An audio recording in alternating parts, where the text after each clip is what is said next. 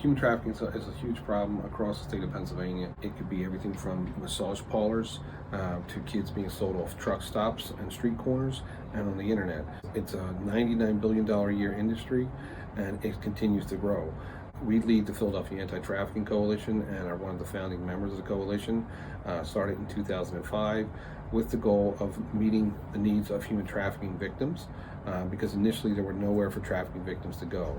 At Covenant House, we provide immediate shelter, so we can take a trafficking victim off the street 24 hours a day, 7 days a week, and they can come in. And typically they would come in either on their own or via law enforcement. And when a young person comes in who's been trafficked, it's all about empowering them, because most of the decisions have been made for them, everything from when they go to the bathroom to what name they want to be called.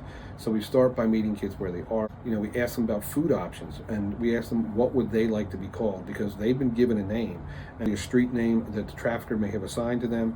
It may take multiple attempts for the young person to come forward and tell you the whole story of what happens. These kids have been traumatized over and over again, and there's also this bond that has formed with the trafficker, because for some of these kids, the trafficker, he may be their drug dealer, and this may be the first person who ever told this kid, "I love you." And those are powerful things to hold over a young person, and it's a way to keep the kid attached to them. And they may say that they're in love with their trafficker. I've heard that more than one occasion. Now, again, working with that young person to understand what love is really supposed to be about, and that takes time, that takes case management, that takes therapy, and sometimes kids will never acknowledge the fact that they've been a victim of human trafficking.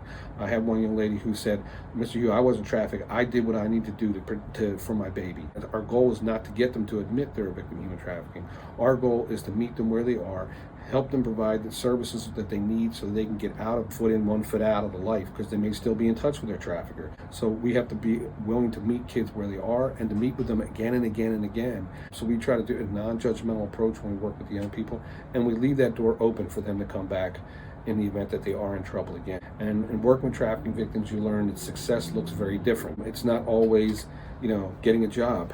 It may just be staying in shelter for a few days. It may mean, getting into drug and alcohol counseling. Success looks different, and it looks small, incrementally we have success, and we also have fallback as well. Whatever it is that kids has to go through, then we're going to continue to support them throughout, and Covenant House will be here for you.